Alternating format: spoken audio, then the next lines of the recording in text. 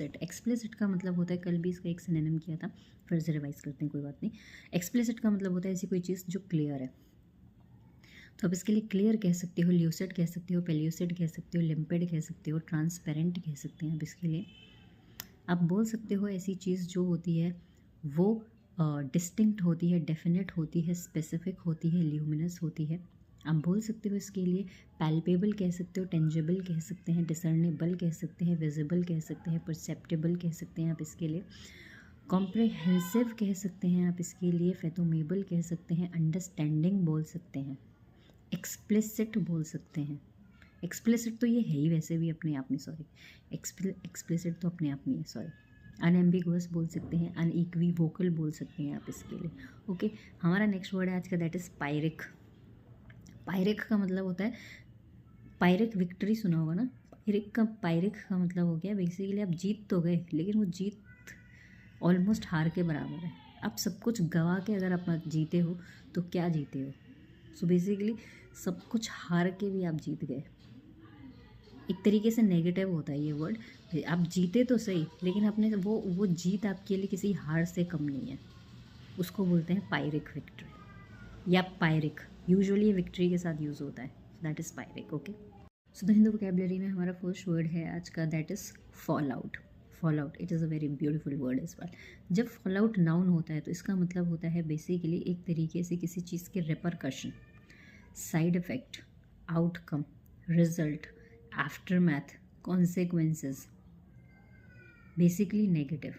जैसे कि मान लीजिए कोई ज्वालामुखी फट गया, तो ज्वालामुखी के कोई पॉजिटिव साइड इफ़ेक्ट तो होंगे ही नहीं, साइड इफ़ेक्ट नेगेटिव ही होंगे, है ना।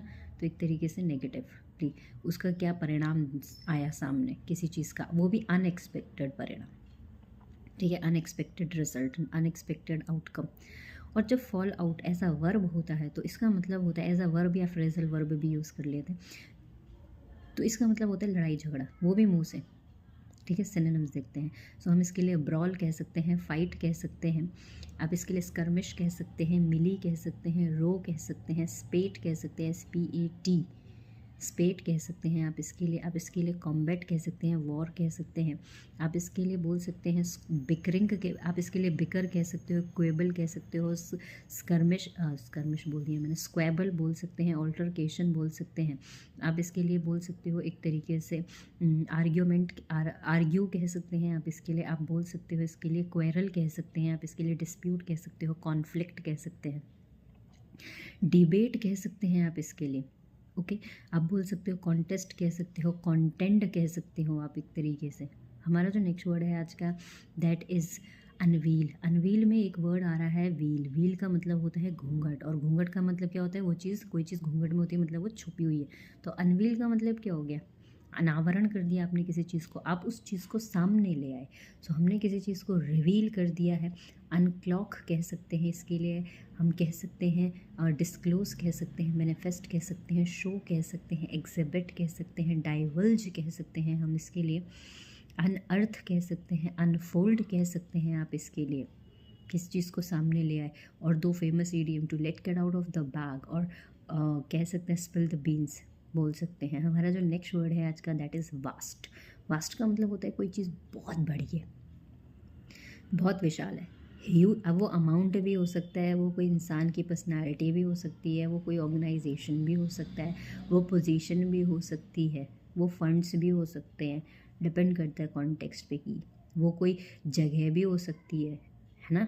सिनोनिम्स देखते हैं वास्ट के, तो हम इसके लिए ह्यूज कह सकते हैं, लार्ज कह सकते हैं, कोलोसल कह सकते हैं हम इसके लिए, बेहमौत कह सकते हैं, मैमौत कह सकते हैं, ट्रमेंडस कह सकते हैं हम इसके लिए, लेवाइथन कह सकते हैं, स्पेशियस कह सकते हैं, SPACIOUS वाला स्पेशियस कह सकते हैं आप इसके लिए, गैरगेंटुअन कह सकते हैं, जायंट कह सकते हैं, जाइजेंटिक कह सकते हैं आप इसके लिए। आप बोल सकते हैं इसके लिए एक तरीके से माउंटेनियस कह सकते हैं, मोन्यूमेंटल कह सकते हैं। आप कह सकते हो इसके लिए एक तरीके से कोई चीज़ स्टूपेंडुअस है, वोपिंग है, बहुत बड़ी मात्रा में है, कह सकते हैं बहुत बड़ी सी है कोई चीज़, ठीक है। एलिफेंटाइन कह सकते हो, टाइटैनिक कह सकते हो, एस्ट्रोनॉमिकल कह सकते हैं आप इसके लिए, प्रोडिगल कह सकते हो, ग्रेट कह सकते हो आप इसके लिए, बहुत बड़ी है कोई चीज़। ओके, हमारा जो नेक्स्ट वर्ड है आज का दैट इज़ स्पेट, SPATE वाला स्पेट। पार्ट ऑफ स्पीच में नाउन होता है, उसका मतलब होता है किसी चीज़ की बाढ़ आ गई। अब फिर से मैं बोलूँगी कि वो आपके इमोशंस की बाढ़ हो सकती है, खुशी के, गम की, फंड्स की, कह सकते हैं गुड्स एंड सर्विसेज की, डिपेंड करता है कॉन्टेक्स्ट। तो स्पेट का मतलब होंगे कोई चीज़ बहुत तेज़ मात्रा में, बहुत ज़्यादा मात्रा में आ रही है, एक के बाद एक के बाद एक के बाद, बहुत ज़्यादा प्रवाह हिंदी में बोले तो, है ना। सिनोनिम्स देखते हैं हम इसके लिए, हम कह सकते हैं इसके लिए डेल्यूज कह सकते हैं, इनंडेशन कह सकते हैं, फ्लड कह सकते हैं, टोरेंट कह सकते हैं, कैस्केड कह सकते हैं, ओवर पोरिंग कह सकते हैं आप इसके लिए, ब्रेमिंग विद कह सकते हैं, टीमिंग विद कह सकते हैं, ओवरवेलमिंग कह सकते हैं आप इसके लिए, बोल सकते हो प्रफ्यूजन कह सकते हो, प्लीथोरा कह सकते हो आप इसके लिए, अबंडेंस कह सकते हैं आप इसके लिए। ओके जी, हमारा सरप्लस कह सकते हो, एक्सेस कह सकते हो, सुपरफ्लुइटी कह सकते हो, कोई चीज़ ज़्यादा है आपके पास। ओके, हमारा नेक्स्ट वर्ड है आज का that is citing. Citing is CITING वाला साइटिंग। साइटिंग का मतलब होता है किसी चीज़ को आपने मेंशन किया, एक तरीके से इंक्लूड कर दिया, मेंशन कर दिया। आप कह सकते हो सजेस्टिंग कह सकते हो इसके लिए, रेफरिंग कह सकते हो, इंसिनुएशन कह सकते हो, हिंट कर दिया आपने, पॉइंट आउट कर दिया किसी चीज़ को। ठीक है, अब एक साइट और होता है SIGHT साइट, उस साइट का मतलब होता है विजन, देखना। और एक साइट और होता है that is construction site, SITE site. ठीक है, हमारा जो नेक्स्ट वर्ड है आज का दैट इज़ वैक्यूअस। वैक्यूअस वैक्यूम से आया, और वैक्यूम कैसा होता है, खाली होता है।